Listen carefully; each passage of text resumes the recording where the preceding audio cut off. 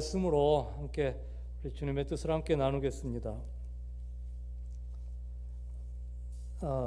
사도행전 2장 36절에서 47절 말씀을 우리 한 절씩 교독하겠습니다.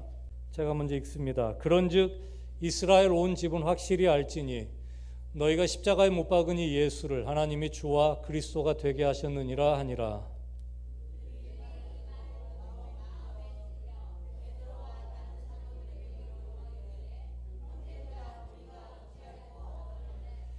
이 약속은 베드로가 이르되 너희가 회개하여 각각 예수 그리스도의 이름으로 세례를 받고 죄 사함을 받으라. 그리하면 성령의 선물을 받으리니.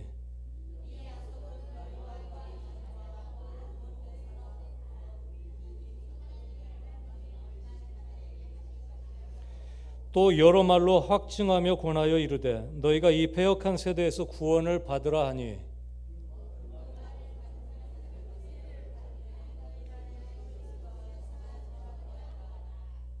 그들이 사도의 가르침을 받아 서로 교제하고 떡을 떼며 오로지 기도하기를 힘쓰니라.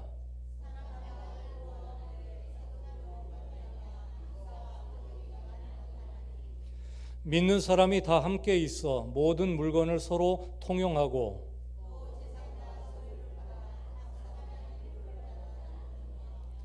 날마다 마음을 같이하여 성전에 모이기를 힘쓰고 집에서 떡을 떼며 기쁨과 순전한 마음으로 음식을 먹고 또 온 백성에게 칭송을 받으니 주께서 구원받는 사람을 날마다 더하게 하시니라. 아멘. 이 말씀은 우리가 잘 아는 것처럼 예수님이 부활하신 후의 일입니다. 제자들이 보는 가운데서 예수님께서는 하늘로 승천하셨습니다. 제자들은 그 후에 예수님의 분부대로 모여서 간절히 기도합니다.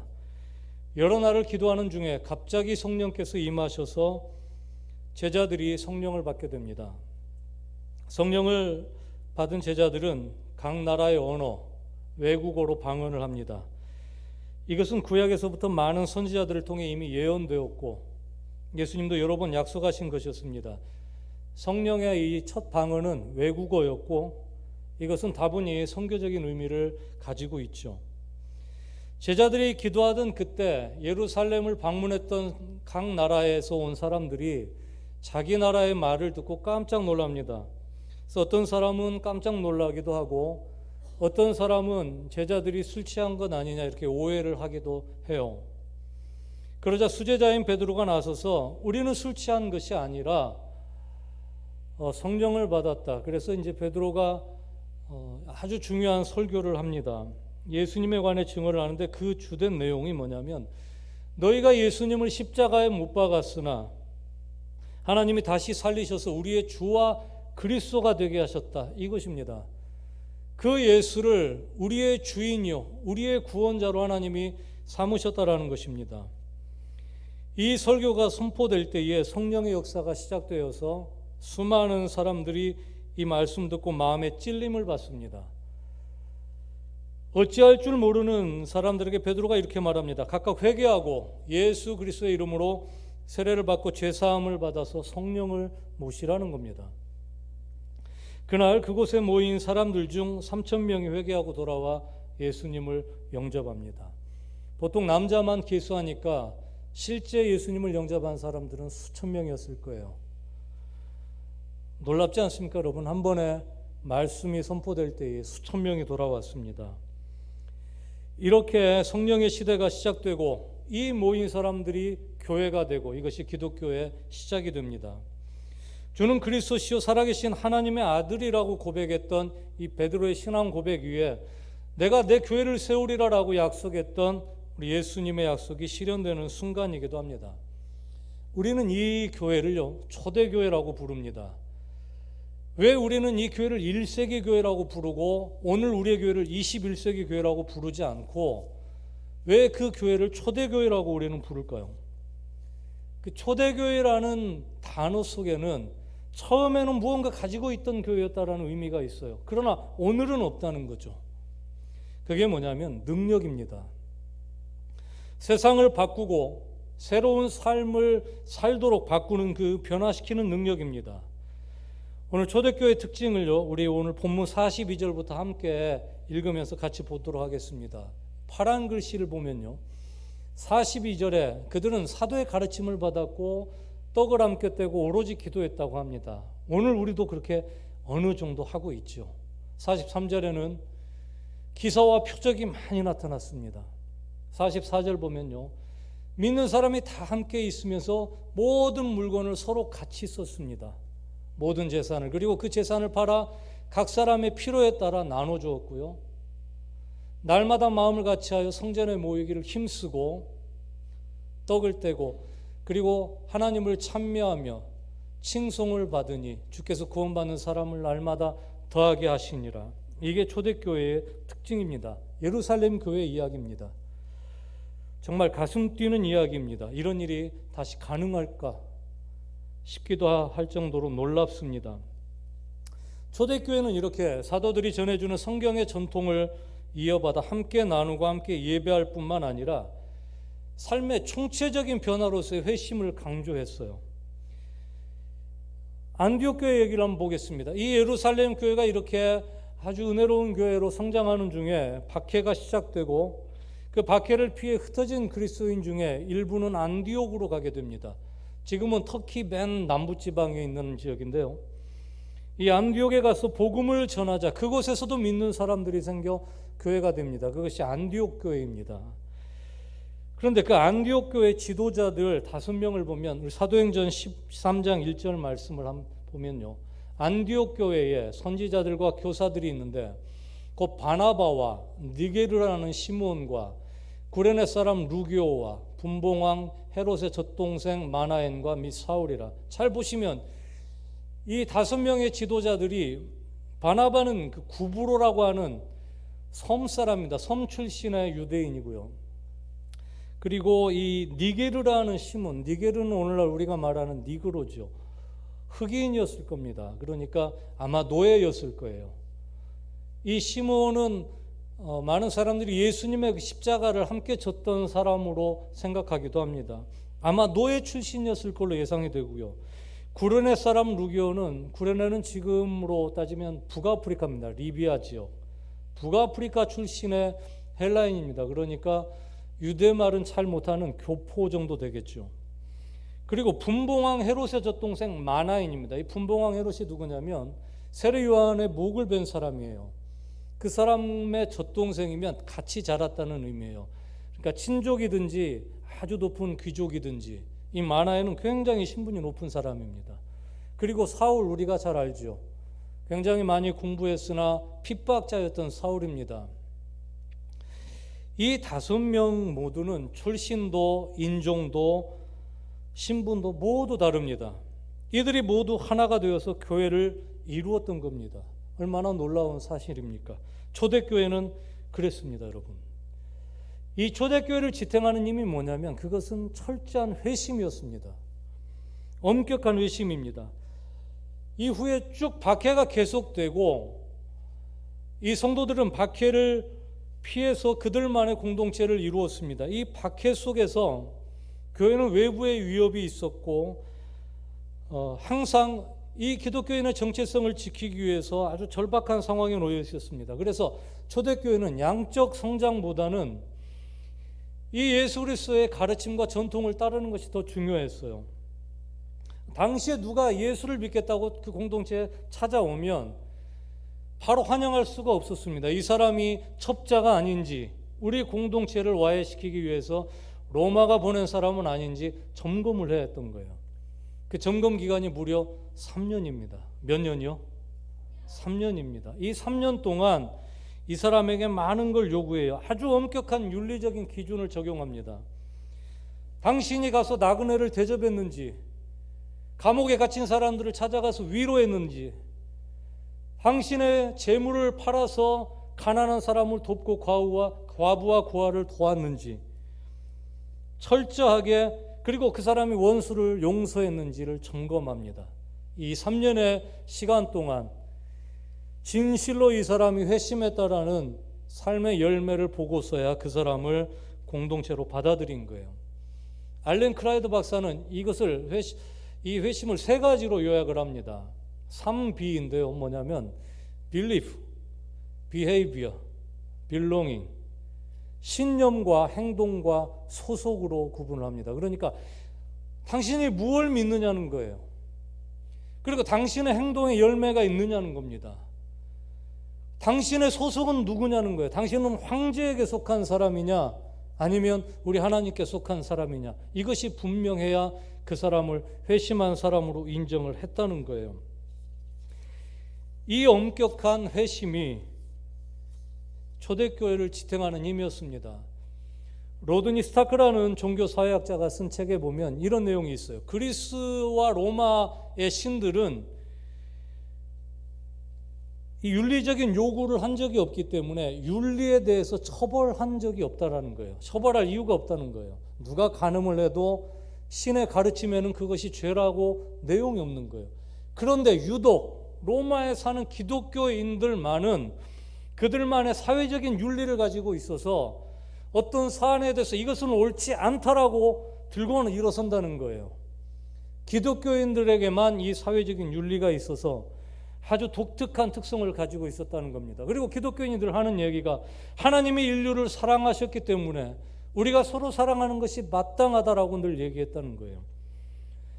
초기 기독교의 발흥이라는 이 책에서 이 종교사회학자의 눈에는 이것이 너무나 특색 있는 일이라고 기록을 해놨습니다.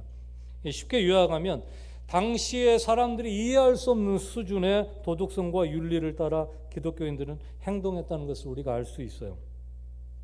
진심으로 회심한 사람들에게는 이것이 당연한 삶이 아닐까요, 여러분? 당시의 기록에 보면 로마에 전염병이 돌면 로마는 그 마을을 폐쇄시켜 버립니다. 그런데 기독교인들은 자진해서 그 마을에 들어가서 환자를 돌보았습니다. 47절 말씀, 오늘 우리가 온 백성에게 칭송을 받았다고 하는데 어쩌면 그게 당연했는지도 몰라요. 그리고 로마 시대 이 도시의 삶은 굉장히 다양한 인종들이 들어와 있기 때문에 빈부격차가 너무 심했습니다. 그래서 가난한 자들이 늘 폭동과 약탈을 일삼았습니다. 이런 범죄가 많았는데, 그런데 초기 기독교 신자들의 공동체들은 전혀 다른 모습을 보여줍니다. 이런 빈부격차가 없이 다 자기 재산을 팔아서 부자와 가난한 자가 함께, 그리고 권력이 있는 자와 노예가 함께, 그리고 다른 인종, 다른 지역 출신들이 모여서 함께 밥을 먹으며 함께 찬양하며 함께 예배를 했다는 거예요. 이것이 구원받은 자들의 실상이고 로마 사회에서 폭발적으로 그리스도인들이 늘어나게 된 이유입니다. 이것이 초대교회가 보여주는 회심입니다. 세상을 바꾸는 능력이 있었습니다. 황제를 거부하고 하나님을 선택하게 만드는 능력이 있었습니다. 사자의 밥이 될지라도 신앙을 부인하지 않는 능력이 있었습니다. 세상의 성공을 등질 수 있는 능력이 있었습니다. 물질에 유혹되어 죄를 짓기는커녕 내 물질을 팔아서 기꺼이 가난한 사람을 도울 수 있는 능력이 있었습니다. 여러분, 이것이 기독교의 원형입니다. 이것이 원형인 거예요. 그런데 초대교회 시대가 지나고 313년에 콘스탄티누스 황제가 예수를 믿고 기독교를 국교로 공인합니다. 어떤 일이 일어나냐면요, 교회가 정치화가 됩니다. 로마 교회 시대가 됩니다. 그래서 이제는 예수를 믿는 것 때문에 숨어야 될 이유는 없어요. 그런데 문제는 뭐냐면 이제는 공직에 진출하기 위해서, 고위직에 오르기 위해서, 성공하기 위해서, 직장을 얻으려고, 아니면 사회적인 어떤 커넥션을 맺기 위해서, 아니면 왕에게 잘 보이려고, 아니면 정보를 얻으려고 그리스도인이 되어야 했어요. 교회로 밀려듭니다, 사람들이. 교회는 물밀처럼 밀려드는 사람들을 다 점검할 수가 없어요. 3년의 시간을 두고 그 회심을 점검하는 게 불가능해졌습니다. 그래서 교회는 그들의 회심을 신앙 문답으로 간소화합니다. 특별히 이교도였던 사람들에게 이 진정한 윤리적인 회심을 강조하니 반발이 심해요. 그리고 왕족과 귀족들에게 감히 이런 회심을 강조하기가 너무 어려웠던 거예요. 그래서 교회 지도자들은 이 회심을 공동체 차원이 아닌 하나님과 개인의 문제로 축소시켰습니다. 그래서 회심이 그저 입술의 고백으로 전락했습니다. 예수를 믿습니까? 예, 예수를 믿습니다. 그럼 당신은 우리의 공동체의 일원입니다. 교회에서 회심이 사라지고 내가 믿는다는 그 구원의 확신이 주인 행세를 하는 거예요. 믿는다고 고백을 하고 구원의 확신을 스스로 가지고 있으면 이 사람은 믿고 구원을 받은 것처럼 여겨졌습니다. 회심의 변질이 구원을 공식화해버린 겁니다. 문제는 그와 동시에 능력을 이뤄가기 시작했습니다. 오늘 21세기 교회는 어쩌면 그 노선에 서서 우리가 지속적으로 능력을 이뤄가고 있는 것은 아닌가 싶어요. 믿기만 하면 구원을 받는다는 말이 틀린 말은 아니지만 믿는다는 그것이 그렇게 단순하지 않습니다, 여러분. 믿는다는 것이 내가 입술로 그냥 고백하는 것이 믿음의 전부가 아니에요. 그리고 그 믿음으로 구원을 받는다고 할 때 그 구원은 나중에 죽은 후에 천국에 들어가는 티켓을 받는 것을 구원이라고 얘기하지 않아요. 만일 그렇게 믿는다면 그것은 정말 큰일입니다. 만일 그렇게 믿는다면 수시로 대학에 합격하고 졸업할 때까지 그냥 대충 학교 가서 시간을 때우는 우리 신앙생활이 죽을 때까지 시간을 때우는 것인가요? 그건 아니잖아요. 이렇게 믿으면 많은 문제가 생깁니다. 믿고 구원받는 것이 그저 내세와만 관련이 있다면 오늘 우리의 신앙, 우리의 현세의 삶은 어떻게 살아야 되는지 설명할 수가 없어요. 결국 믿음과 삶이 분리됩니다. 그리고 믿음이라는 것이 그저 입술로 고백하는 것으로 끝이 난다면 기독교는 아무런 영향력이 없어요. 개인의 그냥 신앙의 영역에 머물러서 우리의 기독교의 신앙은 이웃과는 관계가 없는 종교가 되는 거예요. 그리고 우리가 그렇게 입술로 고백한 사람들은 따로 모아놓고 이것은 교회고 밖에 있는 사람들은 세상으로, 그래서 교회와 세상이 분리됩니다. 오늘 우리가 그런 일들로 인해서 많은 지탄을 받지 않습니까? 이 교회와 세상과의 단절, 교회 밖에서와 교회 안에서의 다른 삶, 이것이 문제 아닙니까? 그러나 여러분, 이런 믿음, 이런 구원은요 참 복음이 아닙니다. 이것은 허울뿐입니다. 제가 살고 있는 코트디부아르의 어느 한 목회자는 교회 안에 여성도, 애를 못 낳는 여성도에게 불러가지고 너 애를 낳고 싶냐? 그러면 네 회사에 돈 400만 원을 빼가지고 나한테 가져와라. 하나님이 네 눈을 가릴 거고 이건 하나님의 영광을 위해서 하는 것이기 때문에 절대 걸릴 일이 없다. 이 여인이 고민했습니다. 이건 좋은 일 같지는 않은데 주의 종이 얘기를 하고 애도 낳고 싶고, 그래서 이 여자가 400만 원을 훔쳤을까요? 네, 훔쳤습니다. 하나님이 사장의 눈을 가렸을까요? 안 가렸어요. 잡혀서 감옥에 갑니다. 여러분, 복음을 잘못 이해하는 목회자 한 사람이 한 영혼을 망쳤습니다. 카메룬에는요, 저희 그 카메룬 선교부 센터교회가 있는 같은 도시에는 이 베델교회라는 큰 한 1000명 정도가 있는 큰 교회가 있어요. 그 교회 목회자가 어느 날 이런 설교를 했다고 합니다. 예수님의 무덤을 막았던 큰 돌, 그 돌이 뭔지 아냐고요? 그 돌이 바로 돈이라는 거예요.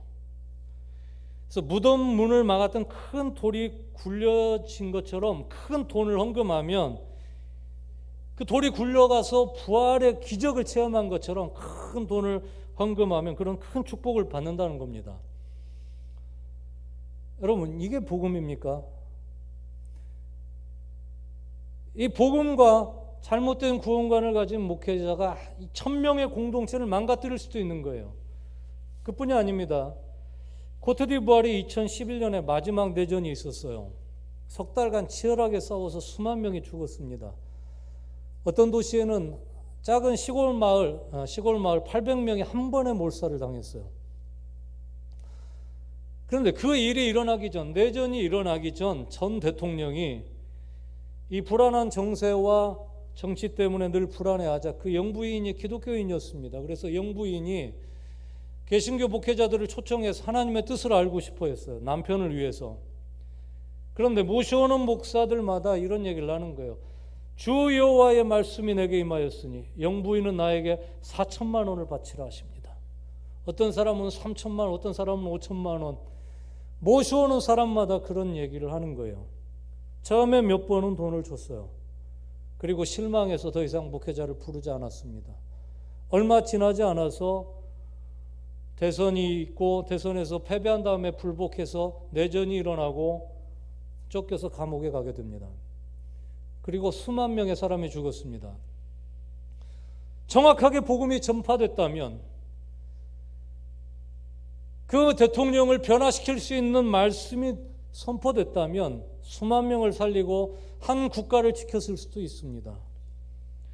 여러분, 믿는다는 것은 단순한 고백이 아닙니다. 우리 영혼육을 다 주님께 바치고 새롭게 태어나는 것이죠. 구원이라는 것은 단순히 우리가 죽은 후에 내세에 들어가는 것이 아니라 모든 것이, 우리 인류와 모든 것이 하나님의 창조의 모습대로 다시 그 형상을 회복하고 하나님의 관계가 회복돼서 모든 피조 세계가 새 하늘과 새 땅으로 회복되는 것입니다. 여러분, 우리는 능력을 회복해야 합니다. 반드시 우리는 그 능력을 회복해야 합니다. 성령께서는 우리를 회복시키고 이 세상을 변화시키기 위해서 오늘도 끊임없이 역사하고 계세요. 언제까지 우리가 기독교가 지탄받는 상황 속에서 일부의 사람 때문에 그렇다고, 일부의 목회자들 때문에 그런 것이라고, 대다수는 그렇지 않다고 언제까지 우리가 자유하고 그냥 그렇게 살아야 합니까? 우리 하나님은 오늘도 성경을 통해서 믿는 자들을 감동시켜서 전혀 다른 차원의 삶으로 믿는 자들의 기준을 세워서 이 세상을 변화시키기를 원하세요. 세상에 놀랄 수밖에 없는, 세상이 감당할 수 없는, 세상이 사모하고 부러워할 수밖에 없는 그런 삶을 통해서 이 세상을 변화시키기를 원하세요. 오늘 우리가 기억해야 할 단어는요, 여정이라는 단어입니다. 따라해 볼까요? 여정. 로마서 1장 17절의 말씀에는요, 복음에는 같이 읽어볼까요? 복음에는 하나님의 의가 나타나서 믿음으로 믿음에 이르게 하나니 기록된 바 오직 의인은 믿음으로 말미암아 살리라 함과 같으니라. 이 얘기는 뭐냐면요, 복음, 곧 예수 그리스도의 십자가와 그 부활을 통해서 이 땅에 들어온 하나님의 그 나라에는 하나님의 의가 나타납니다. 이건 뭐냐면 하나님의 성품과 속성이에요. 하나님의 나라 전체예요. 천국입니다. 이 천국이 나타나서 우리가 천국을 경험하게 되면 어떤 일이 일어납니까? 우리가 믿음이 생겨요. 이게 첫 믿음입니다. 오늘 읽은 이 말씀에 믿음으로 믿음에 이르게 한다는 말씀은 뭐냐? From faith to faith입니다. 그러니까 믿음에서 믿음을 향해 가는 겁니다.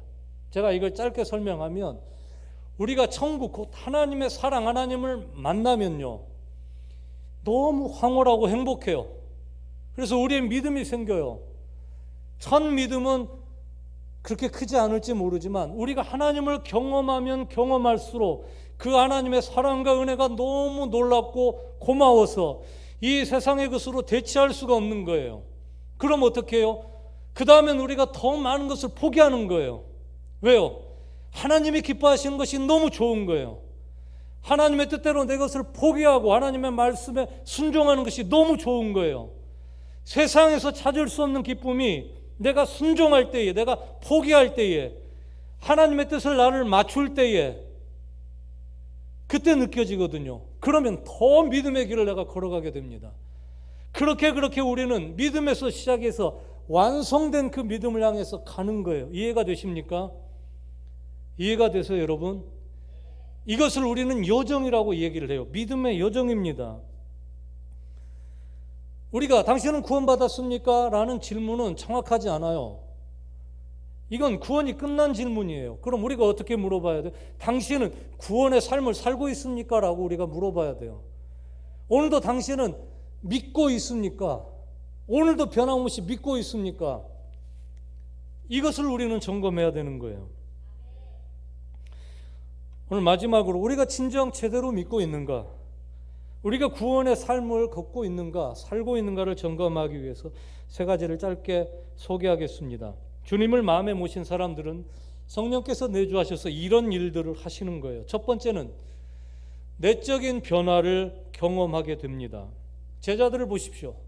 두려워 다 도망갔던, 오늘 우리 성가대가 불렀던 베드로의 기도, 주님 앞에 참 할 수 없었던 말이 뭡니까? 거짓으로 부인했던 거거든요. 온통 두려움에 사로잡혀서 모든 제자들이 두려워 떨었던 겁니다. 그런데 성령을 받고 그 내면에 어떤 일이 일어납니까? 담대한 마음이 생기는 거예요. 그리고 이 담대한 마음으로 세상 지도자들이 공회에서 전도를 금하자 그들이 우리는 하나님의 말씀보다 사람의 말을 더 들을 수 없다고 담대하게 거절합니다. 그리고 당당하게 매를 맞고 나와서 매 맞은 것에 기뻐합니다. 우리 사도행전 4장 18절 19절 말씀 보시면요, 같이 읽어볼까요?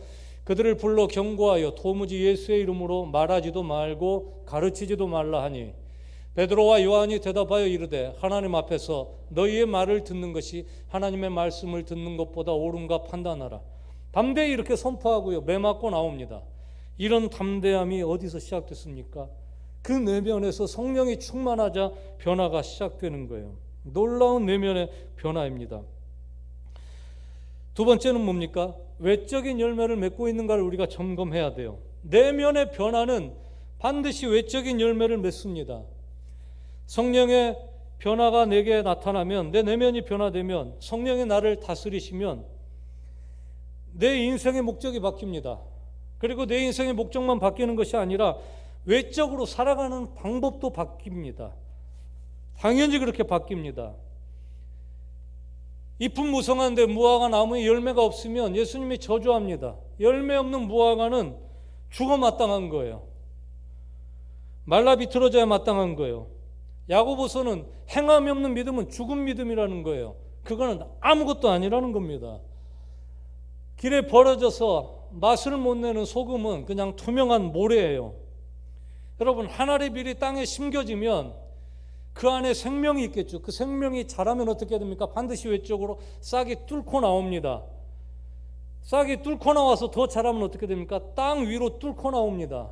그리고 더 자라면 어떻게 돼요? 자라서 수많은 열매를 맺습니다. 요한복음 12장 24절 말씀 같이 봅니다. 시작. 내가 진실로 진실로 너에게 이르노니 한 알의 밀이 땅에 떨어져 죽지 아니하면 한 알 그대로 있고 죽으면 많은 열매를 맺느니라. 성령이 내게 임해서 내가 진실로 그리스도와 함께 죽으면 이 외적인 열매가 나타나는 거예요.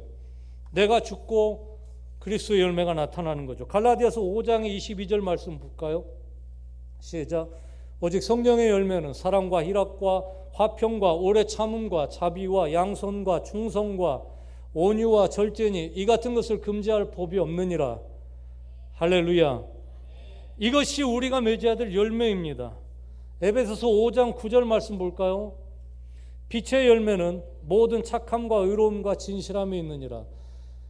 요한복음 1장에 예수 그리스도는 빛으로 오셨다고 하고 우리더러 빛의 자녀들이라고 얘기합니다. 우리가 맺을 열매는 모든 착함과 의로움과 진실함이 있는 겁니다. 세 번째 우리가 점검할 것은 뭐냐면 과연 우리가 우리의 소망을 하나님께 두고 있는가예요. 시편 62편 5절 말씀 같이 읽겠습니다. 시작. 나의 영혼아 잠잠히 하나님만 바라라. 물은 나의 소망이 그로부터 나오는도다. 우리가 정말 하나님의 사랑을 경험했다면 그 하나님의 사랑으로 가득 찬 우리 하나님의 나라를 사모하지 않겠습니까? 조금 맛보고도 이렇게 황홀하다면 우리의 모든 인생을 들여서 내가 그 나라의 백성으로 살기를 정말 사모하지 않을까요? 정말 하나님의 나라를 사모하는 사람이라면 이 세상에 것에 미련이 있을까요? 없습니다. 그래서 초대교회 교인들이 내 재산을 그냥 팔아서 서로 나누는 거예요. 왜? 이것이 내 1순위가 아니거든요. 누가 자기 재물을 아낌없이 팔 수 있는 거예요. 그보다 더 소중한 것을 가진 사람이 그것을 하찮게 여길 수 있는 거예요. 그래서 사도 바울이 세상의 모든 것을 하나님과 비교해 보니 배설물밖에 안 된다고 얘기하지 않습니까? 이 땅의 모든 것이 무용한 것은 아니지만 우리의 궁극적인 소망이 되어서는 안 됩니다. 우리는 하늘에 속한 사람이기 때문에 그렇습니다. 할렐루야.